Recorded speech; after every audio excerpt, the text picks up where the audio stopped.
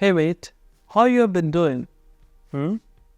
Great. In today's lesson, I will teach you an English feature which can make you a superb English speaker. And I'm not kidding. You can use it in your daily English conversations. What's it? You have been seeing it in your textbooks. They are called contractions. So before learning what are contractions, can you identify some contractions which I've used in the intro of this video? So I've used following contractions. I have, you have. I have is a contraction of I have, they have. There is a contraction of they have. I ain't is a contraction of I am not. I ain't kidding. What is a contraction? To be honest, contraction is the process of joining two words while omitting one letter to make a shorter phrase or word. For example, I am. After contracting, it becomes I am. Say, I am.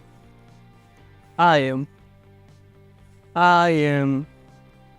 I am. They have. They have becomes they've. They've. They've. They've. You have becomes you've. You've. You've. It's as easy as squeezing a lemon and making a lemonade out of it. I'm having my lemonade, you have yours. Okay, Devang, I have understood what is a contraction, how to create one. But how can I use it in a sentence? That's a really good question. Let's suppose you are meeting your friend after a while. He says, "Hey, how you been?" You say, "Oh, my life's been a roller coaster. Too many ups and downs in my life. I'm really happy to see you. I'm feeling ecstatic."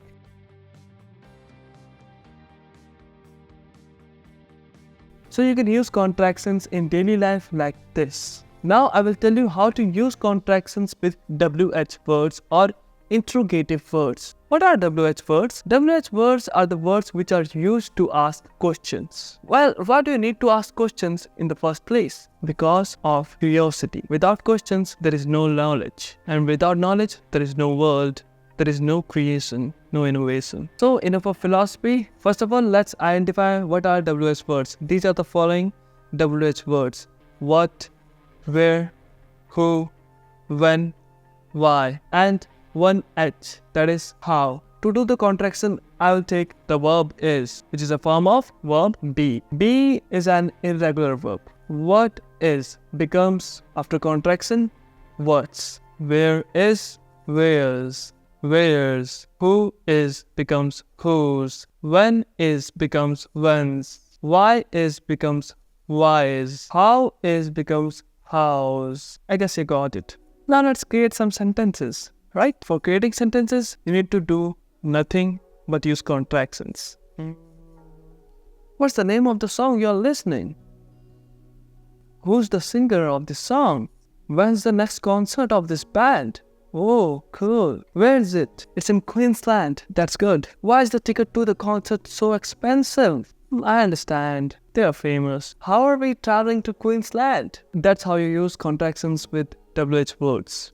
Well, Devang, contractions are handy, but can I use them in my daily conversation and in all situations? Well, that's a really amazing question and an important one. Well, using contractions can make you more fluent and casual, but they make you sound informal. Avoid using contractions in these situations. First of all, formal situations. Whenever you are in a formal setting, for example, you are writing an application for leave or you are giving your annual high school exams. So don't use contractions because they make you sound informal and can confuse the reader. Second, when speaking with someone of authority. If you are speaking with someone of authority like a policeman or like your boss or with someone who can make an influence over your life, don't use contractions because it can make you sound naive. Third, when you are in a competitive environment. If you use contractions a lot in a speech or in something which is comprehensive, you may confuse your reader or you may confuse your viewer. You can confuse your audience. Avoid using contractions when you are in these situations or environment. Keep this in mind and we are good to go. Learning contractions can be super fun, but to make it supercharged, you need to do one simple thing, and that is practice. You need to practice contractions day by day. And for your practice, I'm giving you challenges. 2 challenges. The first challenge is use contractions whenever you are greeting someone or saying goodbye or giving salutations. For example, hey, how you been?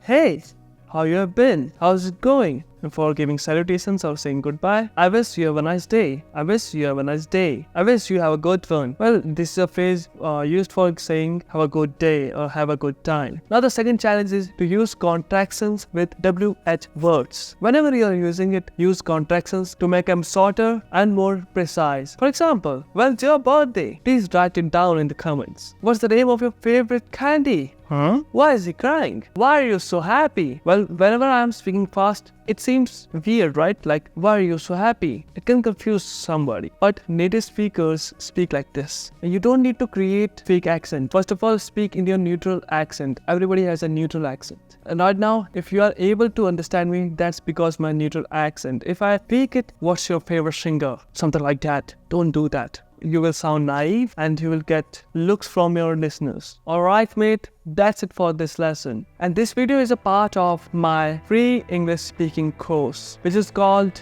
The Pathway to Become an English Native Speaker Without Going to America, okay?